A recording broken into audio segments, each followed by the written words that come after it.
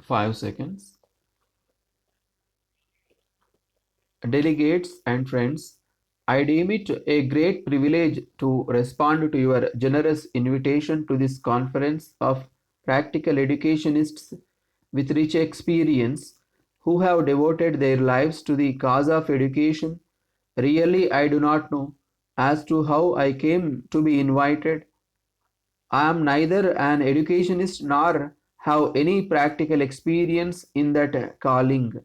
May I presume that your invitation is due to your hard sense of extreme practicality?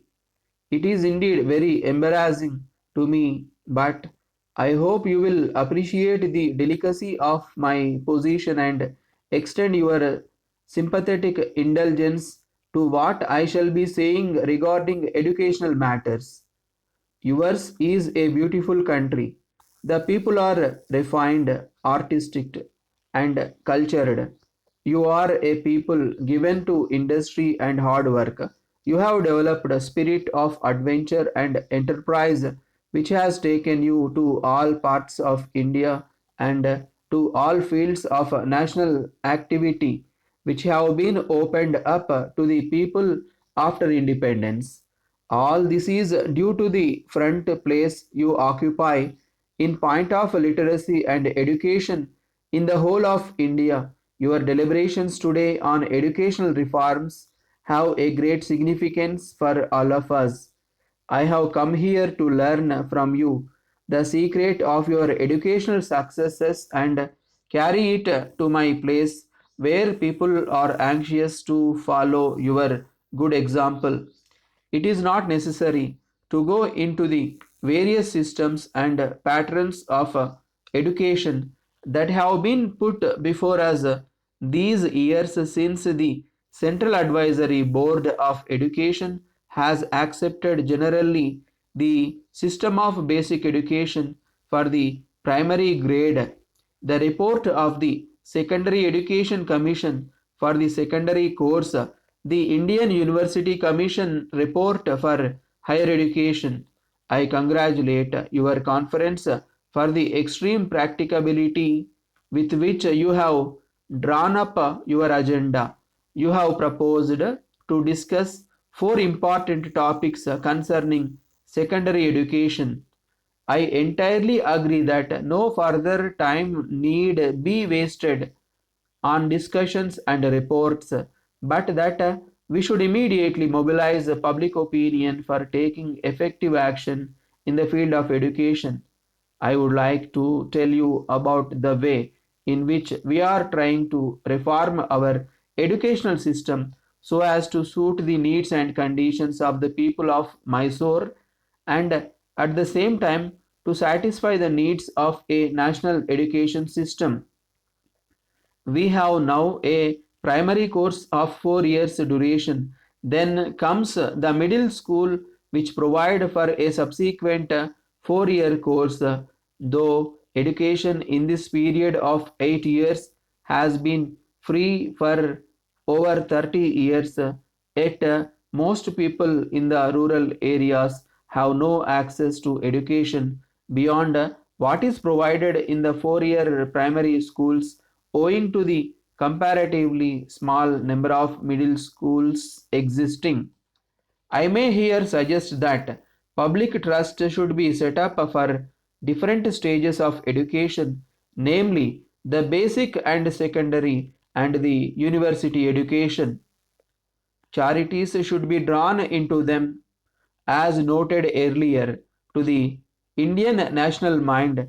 Nothing is more sacred than education. Charity to promote education is near and dear to the heart of everyone in India. The resources of these trusts should be utilized for building equipment and transport. The central trust should have branches in the district and in convenient local areas. I am sure that the creation of such trusts will partially solve our financial handicaps. The teacher should be paid by the free collections and government grants. Every teacher should get a living wage. He should be assured of as decent a life as any other person of similar standing in other walks of life.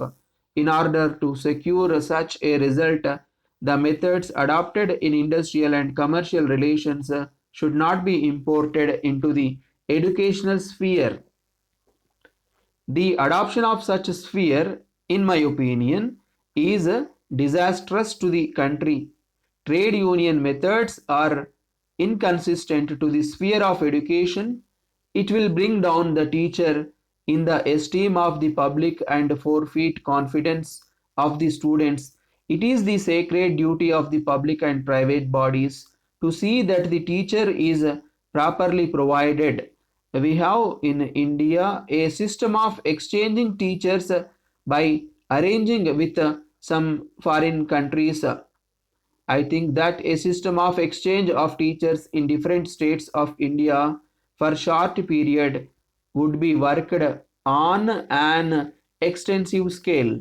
Firstly, the teachers would enjoy a change in their work.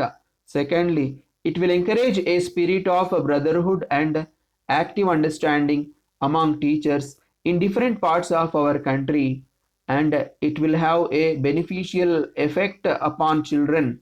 History tells us that it is mainly due to the educational system of England with its noble band of teachers that it rose to such prominence. It is perhaps impossible to evolve a language scheme which will satisfy all people. I appeal to you to catch a spirit of dedication and discipline, live a noble life and mold the nation and lead it on to its glorious destiny. Lastly, I tender my gratitude for your patient hearing.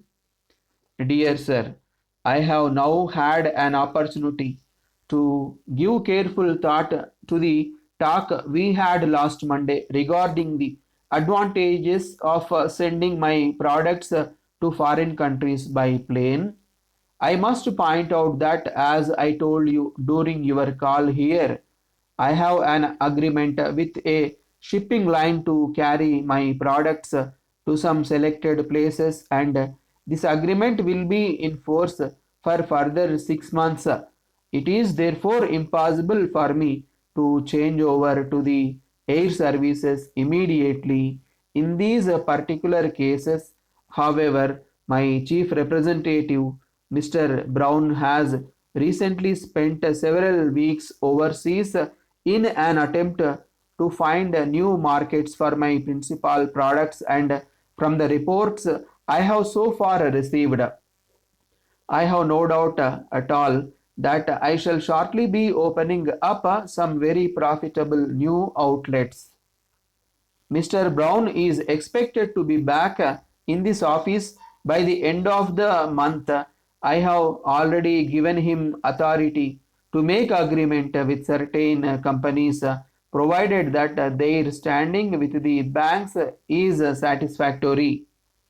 As soon as Mr. Brown returns, I shall go fully into all these matters with him and shall then be in a better position to let you know definitely to what degree I could make use of air services. You will, of course, understand that even though my products are very light in weight and your charges are most reasonable, the fact is that the air service costs more than the usual charges made by the shipping companies. The additional cost would be worthwhile only if it can be shown that quick delivery of the goods is required, and if the customer is willing to pay a little more to have the advantages of delivery by air. I shall also keep in mind the very important fact which you rightly put before me last week, that there is much less probability of breakage in the case of goods sent by air. My insurance charges are heavy, as I must expect a considerable loss of goods through breakage. I shall write to you again as soon as I have anything more to report. Yours truly.